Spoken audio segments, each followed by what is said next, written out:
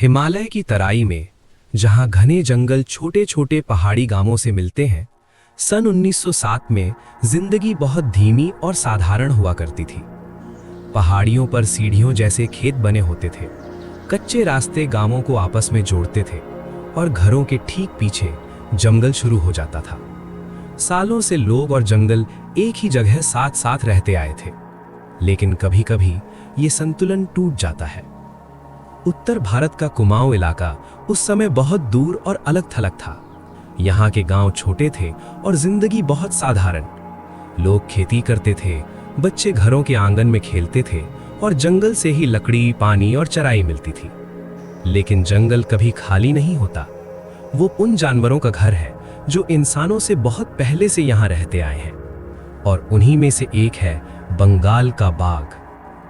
इन पहाड़ियों में बाघ होना कोई नई बात नहीं थी। ज्यादातर समय वो इंसानों से दूर ही रहते थे। गांव और जंगल के रास्ते कई बार मिलते थे, लेकिन टकराव बहुत कम होता था। लेकिन प्रकृति में संतुलन बहुत नाजुक होता है। अगर ये संतुलन बिगड़ जाए तो शिकारी जानवरों का व्यवहार भी बदल सकता है, और जब ऐसा होता है तो उसका असर पूरे इलाके पर पड़ता है।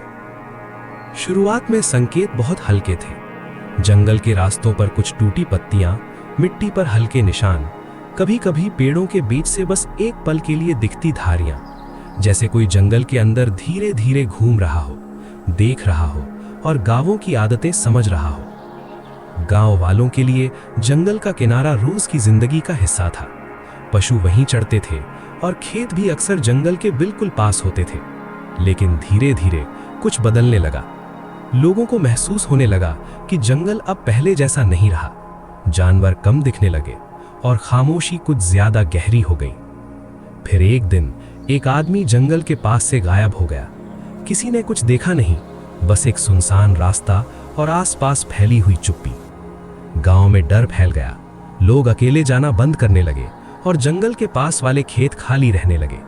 लेकिन शिकारी अभी भी दिखाई नहीं दे रहा था। कुछ समय बाद मिट्टी में साफ निशान दिखाई देने लगे, बड़े पंजों के निशान। अब शक की कोई गुंजाइश नहीं थी। एक बाघिन गांवों के आसपास घूम रही थी, और अब वो इंसानों से दूर रहने के बजाय उन्हें ही अपना शिकार बना रही थी।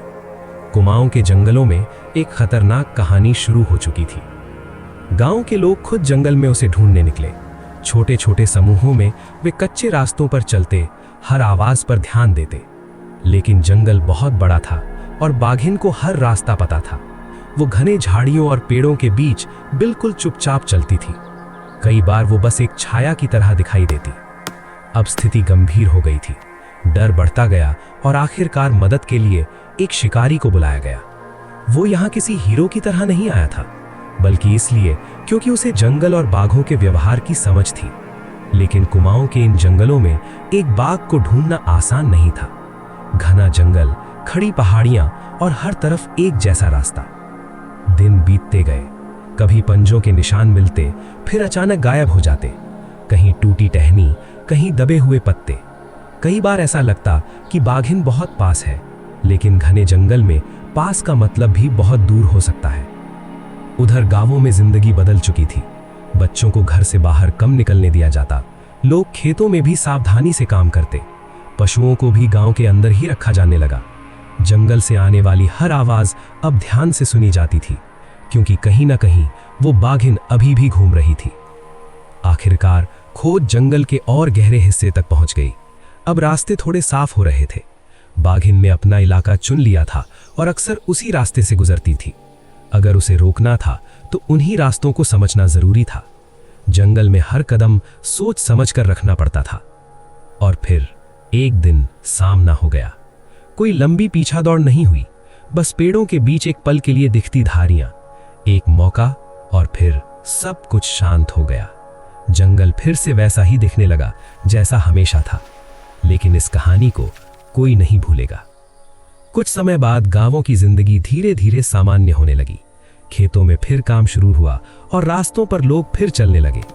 लेकिन ये घटना सबको एक बात याद दिला गई। इंसान और जंगल एक ही धरती साझा करते हैं, और जब ये संतुलन बिगड़ता है तो उसका असर बहुत गहरा होता है। कुमाऊं के इन जंगलों में आज भी वही पेड़ खड़े हैं, शांत, गंभीर और हमेशा की तरह सब कुछ देखते हुए।